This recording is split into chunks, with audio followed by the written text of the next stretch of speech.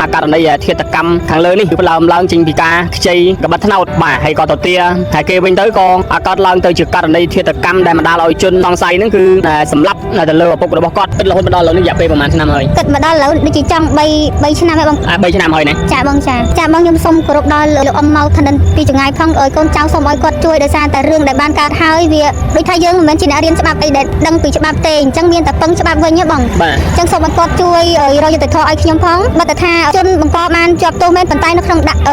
តុលាការចេញដីកាមកឲ្យបង្កប់ឲ្យសងជំងឺចិត្តប៉ុន្តែអត់ទាន់មានជំងឺចិត្តអញ្ចឹងគោលបំណងខ្ញុំមកនេះគឺដើម្បីតែទាជំងឺចិត្តនឹងមកវិញទេបងពួកអីបើសិនជាខ្ញុំអត់ចង់បានជំងឺចិត្តចង់បានពុកខ្ញុំត្រឡប់មកវិញក៏អត់បានដែរបងបាទតើឲ្យបាទដើមហេតុគឺពុកខ្ញុំគឺជាអ្នកមានធ្វើស្កលមានកបិតថ្នោតមានកបិតអីចឹងណាបងគាត់ឲ្យគេខ្ចីអញ្ចឹងទៅពេលគាត់ទៅយកវិញគេឲ្យទៅពេលទៅម្ដងទៀតទៅពេលយប់ចឹងគេក៏សម្លាប់គាត់ហើយគេយកសារសពគាត់មកចោលក្នុងព្រៃអូ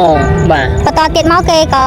ដើរប្រាប់ដូចជាប្រាប់ពូនៅក្នុងភូមិហ្នឹងថាឲ្យពុករបស់ខ្ញុំគឺផឹកសបឹងសម្រាប់ខ្លួនឯងចាក់សម្រាប់ខ្លួនឯងមិនដឹងទៅងាប់នៅណាទេឲ្យពូហ្នឹងដើររកសាកសពពេលព្រលឹមឡើងបានជាអ្នកចងគោឃើញសាកសពពុកខ្ញុំគឺនៅក្នុងកណ្ដាលវាលស្រែហ៎បងនៅពេលដែលយើងទៅឃើញស្ថានភាពសពរបស់ពុកបងប្អូនហ្នឹងគឺស្ថានភាពគឺស្លាប់យ៉ាងម៉េចដែរចាស្ថានភាពគាត់គឺស្លាប់ហើយគឺយកបោះចោលកណ្ដាលវាលស្រែក្បែរទ្រង់ជ្រូករបស់គេបងគឺគេសម្លាប់ដោយវិធីណាដែរគឺកាប់បងកាប់ហ្មងណាចាបងកាប់ចាក់នៅកបិតថ្នោតហ្នឹងបងចាកាប់មួយកបិតថ្នោតមួយខ្វៅដែលឲ្យគេខ្ចីហ្នឹងជនសង្ស័យនេះមានឈ្មោះដែរឈ្មោះអ៊ំទូចបងអ៊ំទូចអាយុប្រហែលជាប្រហែលដែរអាយុប្រហែលជា52ឆ្នាំ52ឆ្នាំជាប់ពុកប្អូនគេទៅលបាក់គ្នាបងអាយុប្រហែលជា52ឆ្នាំដូចគ្នាបងជនសង្ស័យនោះពុកប្អូនត្រូវជាមិននឹងគ្នារបៀបថាអ្នកស្គាល់ស្គាល់គ្នាស្និទ្ធស្នាលអញ្ចឹងក៏ឲ្យខ្ចីបងមកជាប់វិសាច់ញាតិអីអត់មានទេអ្នករបៀបអ្នកភូមិចិត្តគ្នាបងអ្នកភូមិជាមួយនឹងគ្នាចាអ្នកភូមិចិត្តគ្នាអកម្លាំងសមត្ថកិច្ចបើការស្រាវជ្រាវណាចាបើការស្រាវជ្រាវក៏សួរ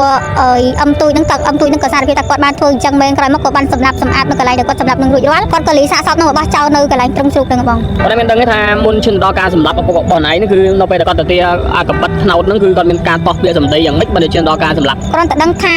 ទៀតឲ្យហើយក៏បតៃបតបគ្នាណាបងរឿងផ្សេងៗទៀតខ្ញុំក៏អត់អាចនិយាយបានឲ្យច្បាស់តែដឹងថាគាត់សម្លាប់នឹងដោយសារតែរឿងកបិតថ្នោតហ្នឹងបងបាទនៅពេលហ្នឹងគឺ